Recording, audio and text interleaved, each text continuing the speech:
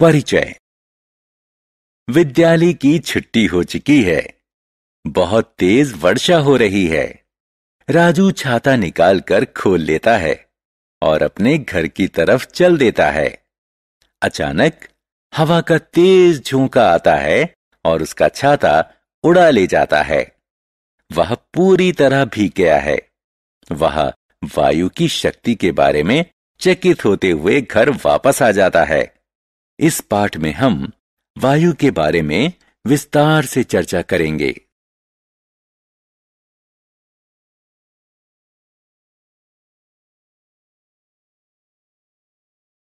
उद्देश्य। इस पाठ के अंत में आप निम्न करने में सक्षम हो जाएंगे: वायु के गुणों को बताने में, वायु के संगठन को समझाने में, इसके घटकों के महत्व को समझाने में, वायु प्रदूषण के कारणों को बताने में, पवन शक्ति को समझाने में। वायु के गुण। बच्चों, हम सब जानते हैं कि वायु हमारे चारों तरफ है।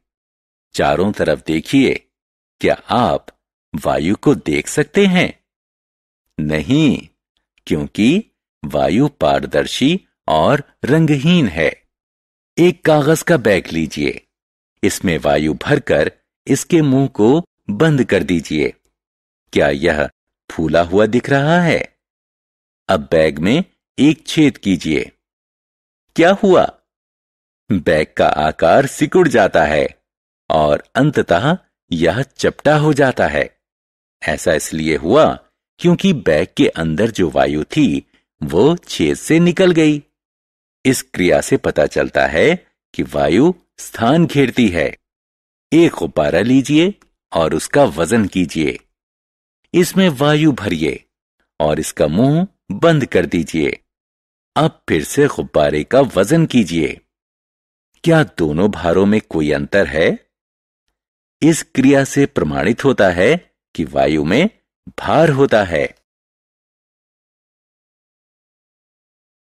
वायु के गुण। अलग अलग स्वरूप और आकार के 3 गुब्बारे लीजिए।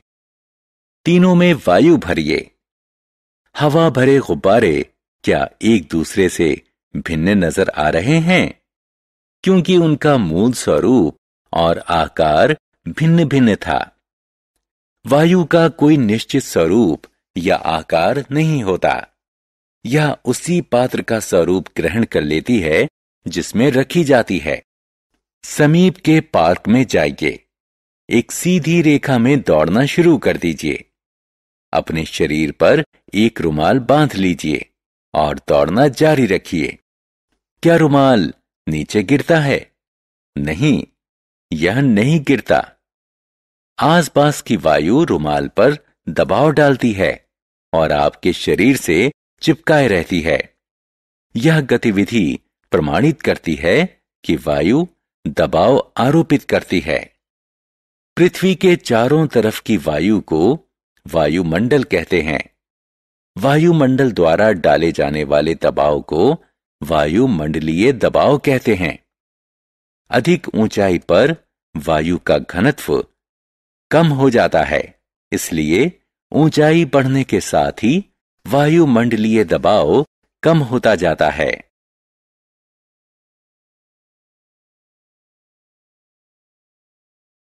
वायु के अवयव। वायु गैसों का मिश्रण है। हवा में मुख्यतः 3 गैसें उपस्थित होती हैं: नाइट्रोजन N2, ऑक्सीजन O2 और कार्बन डाइऑक्साइड CO2। वायु में नाइट्रोजन 78%, ऑक्सीजन 21% और कार्बन डाइऑक्साइड 0.04% होती है। इन 3 गैसों के अतिरिक्त वायु में जलवाष्प, धूल के कण और कुछ दूसरी गैसें भी होती हैं जिन्हें नोबल गैस कहते हैं। क्योंकि नोबल गैसें नगण्य मात्रा में पाई जाती हैं, इसलिए उन्हें विरल गैसें भी कहते हैं। वायु के घटकों का महत्व। वायु का प्रत्येक घटक महत्वपूर्ण है। और निर्वाह के लिए इसकी एक भूमिका होती है। ऑक्सीजन श्वसन के लिए आवश्यक होती है और इसलिए ये सभी प्राणियों के अस्तित्व के लिए जरूरी होती है। यह दहन में सहायता करती है और जलने की प्रक्रिया में इसकी आवश्यकता होती है। नाइट्रोजन प्रोटीन में उपस्थित होती है, जो सभी सजीवों के लिए जरूरी होता है। यह पादपों को प्रोटीन निर्माण में सहायता करता है। यह दहन में सहायता नहीं करती।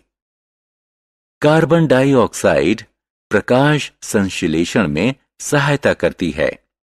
यह पादपों को कीड़ों से खराब होने से बचाती है, क्योंकि यह जल में घुल जाती है। इसलिए सॉफ्ट ड्रिंक्स बनाने में इसका प्रयोग होता है।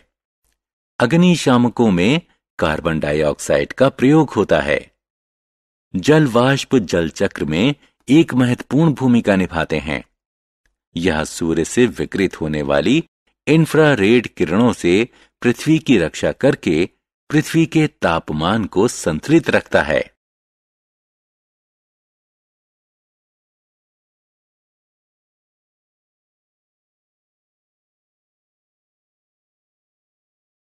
मृदा और जल में वायु। एक मिट्टी में थोड़ी मृदा लीजिए और इसमें धीरे धीरे जल मिलाइए। क्या आप मृदा में बनते बुलबुले देख रहे हैं? बुलबुले बनने का क्या कारण है? मृदा के कणों के बीच वायु रहती है। जब जल को मृदा में मिलाते हैं तो वायु जल का स्थान लेती है, जिसके परिणाम स्वरूप बुलबुले बनते हैं। मृदा में उपस्थित वायु पादपों के विकास को बढ़ावा देती है। वायु जल में भी उपस्थित रहती है। यह मछली और दूसरे जल में रहने वाले प्राणियों के निर्वहन में सहायता करती है।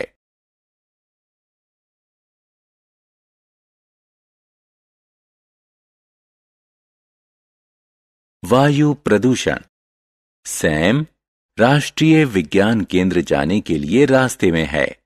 वह बाहर के अच्छे मौसम का आनंद लेने के लिए कार का शीशा नीचे करता है। काला धुआं छोड़ती एक बस बगल से गुजरी। वह खांसने लगा। आप जानते हैं क्यों? गाड़ी से निकलने वाला धुआं वायु को प्रदूषित करता है। जब इसे श्वास के साथ अंदर लिया जाता है तो यह श्वसन नली और फेफड़े को उत्तेजित कर देता है। कारखानों से निकलने वाले हानिकारक रसायन भी वायु को प्रदूषित करते हैं। पेंट, वार्निश और स्प्रे में ऐसे रसायन होते हैं जिनसे वायु प्रदूषित होती है। जहां कूड़ा करकट दबाया जाता है, उस पटाव से हानिकारक गैसें निकलती हैं, जो वायु को प्रदूषित करती हैं।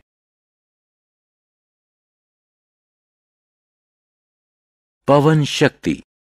गतिशील वायु को पवन कहते हैं। पवन बादलों को चलाते हैं और पृथ्वी पर समान रूप से विस्तृत वर्षा कराते हैं। पवन शक्ति का प्रयोग विद्युत उत्पादन, बैटरी को चार्ज करने, जल निकासी, कृषि की सिंचाई इत्यादि में होता है। पवन शक्ति के प्रयोग का सबसे बड़ा लाभ है कि पवन अक्षय है। इसके द्वारा जनित विद्युत प्रदूषण मुक्त होती है। सारांश।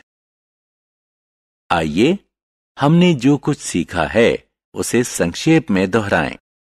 वायु में भार होता है। यह दबाव आरोपित करती है और स्थान घेरती है। वायु का कोई निश्चित स्वरूप या आकार नहीं होता। वायु कई गैसों का मिश्रण होती है। वायु में नाइट्रोजन, ऑक्सीजन और कार्बन डाइऑक्साइड, जल वाष्प, धूल के कण और कुछ दूसरी गैसें भी होती हैं।